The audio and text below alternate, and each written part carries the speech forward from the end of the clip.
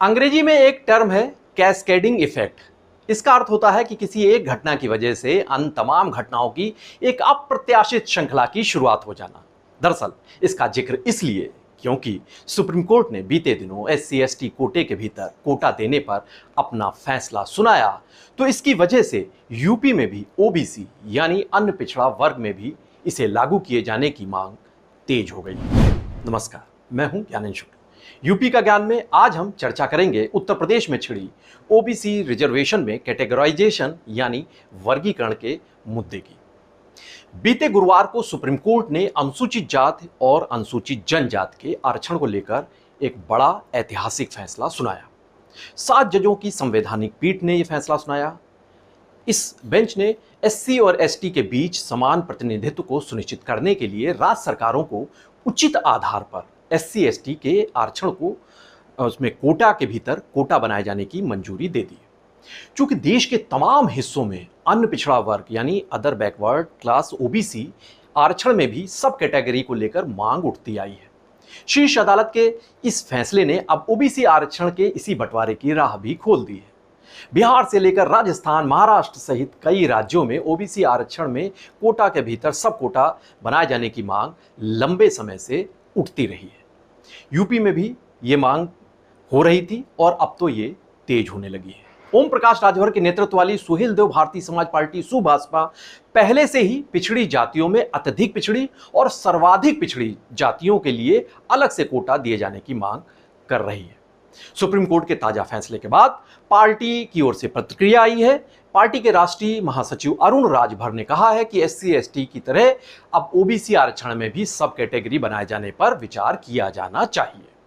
राजभर ने यह भी कहा कि उनकी पार्टी अपनी स्थापना के समय से ही इसकी लड़ाई लड़ रही है। सामाजिक न्याय समिति की जो रिपोर्ट है, राघवेंद्र सिंह की जो रिपोर्ट है 2018 की, उस पर योगी सरकार को अमल करना चाहिए, तत्काल लागू किया जाना चाहिए, जिससे अति पिछड़ों और अति दलितों को न्याय मिल सके, इनकी भी सभी क्षेत्रों में भागीदारी सुनिश्चित हो सके। ये सुभाषपा की तरफ से कहा गया। निषाद पार्टी के राष्ट्रीय अध्यक्ष और कैबिनेट मंत्री डॉक्टर संजय कुमार निषाद ने भी सुप्रीम कोर्ट के फैसले का स्वागत करते हुए कहा कि बीजेपी, निषाद पार्टी, प्रधानमंत्री, मुख्यमंत्री योगी आदित्यनाथ की सोच है कि समाज के पिछले और निचले पायदान पर जो गरीब तबका है उसे लाभ मिले।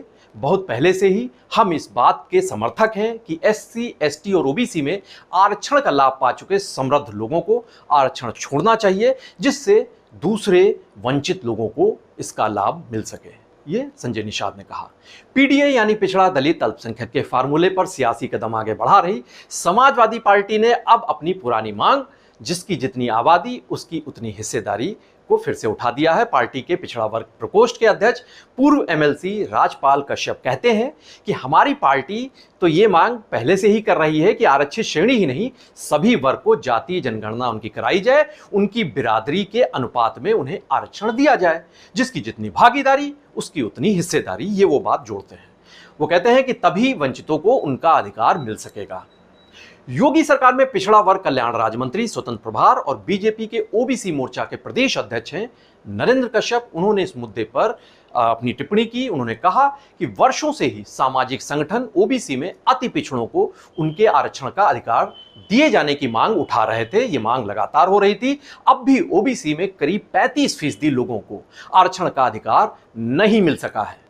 अब ये सही समय है सुप्रीम कोर्ट के SC/ST के बाबत फैसले के बाद कि OBC वर्ग में भी कोटे में कोटा का प्रावधान किया जाए, ये निर्णय लिया जाए। इससे वंचित वर्ग को बड़ी राहत मिलेगी। कश्यप ये भी कहते हैं कि हमारी यूपी की सरकार और केंद्र सरकार साथ मिलकर इस मामले में, इस मुद्दे पर शीघ्र ही अपनी नीति बनाएगी। OBC आयोग के पूर्व सदस्य हीरा ठाकुर, वो भी कहते हैं कि OBC में भी एक वर्ग अति पिछड़ा है। कुछ बलवान लोगों ने उन्हें आरक्षण का लाभ मिला है अभी तक। अब इसके लिए समय आ गया है कि आरक्षण देते समय उपवर्गीकरण किया जाए। यह निर्णय स्वागत योग्य है। इसकी मांग कई साल से उठ रही है। आपको बताएं कि उत्तर प्रदेश में 70 के दशक में ही छेदीलाल साथी की अध्यक्षता में अक्टूबर 1975 में पिछड़े वर्गों के लिए एक आयोग गठित किया गया था। इस आयोग ने OBC के लिए 29.50% आरक्षण की सिफारिश की थी। 1994 में मुलायम सिंह यादव के नेतृत्व में बनी समाजवादी पार्टी बीएसपी गठबंधन की सरकार ने ओबीसी आरक्षण को बढ़ाकर 27% कर दिया था, मंडल आयोग की सिफारिशों के अनुरूप। आज से 23 साल पहले 2001 में हुकुम सिंह की अध्यक्षता में एक समिति गठित की गई थी, सामाजिक न्याय समिति, जिसने ये अपनी सिफारिशों में कहा कि आरक्षण का लाभ सबसे पिछड़े वर्गों तक नहीं पहुंच सका है। इस समिति ने अपनी रिपोर्ट 8 अक्टूबर 2001 को तत्कालीन मुख्यमंत्री राजनाथ सिंह को सौंपा था। इस समिति ने ओबीसी की मूल 79 जातियों को 3 श्रेणियों में विभाजित करने की अपनी सिफारिश की थी।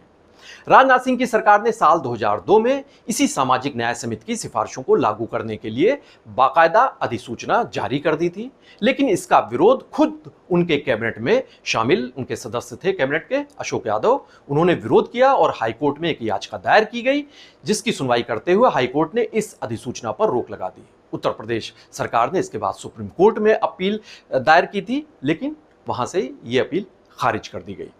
साल 2002 में सत्ता परिवर्तन भी हो गया, बीजेपी की सरकार गई, राजनाथ सिंह मुख्यमंत्री पद से हट गए थे, मायावती मुख्यमंत्री बनी उत्तर प्रदेश की। विधानसभा चुनाव में बीजेपी 88 सीटों पर ही सिमट कर रह गई। साल 2003 में बीजेपी की परोक्ष रूप से मदद लेकर समाजवादी पार्टी ने सरकार बना लिया था। तत्कालीन मुख्यमंत्री मुलायम सिंह यादव ने ओबीसी के बंटवारे की मांग को बेअसर करने के लिए 17 अति पिछड़ी जातियों को अनुसूचित जाति में शामिल करने का एक बड़ा दांव चल दिया था। उन्होंने केंद्र सरकार को 5 मार्च 2004 को बाकायदा एक सिफारिशी पत्र भी भेजा था। कमोबेश इसी पैटर्न पर साल 2016 में अखिलेश यादव के नेतृत्व वाली समाजवादी की पार्टी की सरकार ने भी ओबीसी की 17 जातियों को अनुसूचित जाति में शामिल करने का दांव चला था। इसके बाबत प्रस्ताव केंद्र सरकार को भेज दिया था। ये सभी कोशिशें लेकिन कारगर नहीं रही, निष्प्रभावी रही। हालांकि इनकी वजह से हुकुम सिंह समिति की जो सिफारिशें थी वो तो फाइलों में ही कहीं गुम हो गई। साल 2017 में यूपी की सत्ता में जब योगी सरकार आई तो पिछड़े वर्गों को मिल रहे आरक्षण की स्थिति को पता लगाने के लिए सेवानिवृत्त जज राघवेंद्र कुमार की अध्यक्षता में एक सामाजिक न्याय समिति उन्होंने गठित की थी। इस समिति ने पिछड़ों को 79 उपजातियों में वर्गीकरण करके यूपी सरकार को 2019 में अपनी रिपोर्ट सौंपी थी। और जो ये रिपोर्ट थी समिति की, राघवेंद्र कुमार की समिति की रिपोर्ट, इसमें 27% जो ओबीसी का आरक्षण है इसे 3 समान हिस्सों में बांटने की बात कही गई।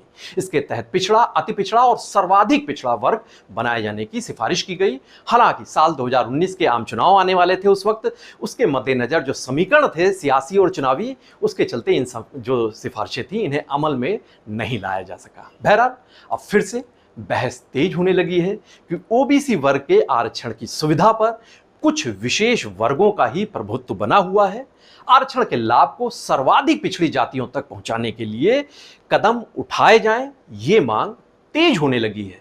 जाहिर है आरक्षण में बंटवारे के फार्मूले के जरिए नए जाति समीकरणों की जमीन भी तैयार होगी आने वाले दिनों में। फिलहाल सभी सियासी दल इन समीकरणों से होने वाले संभावित नफा नुकसान को परख रहे हैं, आंक रहे हैं, जिसके बाद ही ये सारे दल अपना अगला दांव तय करेंगे।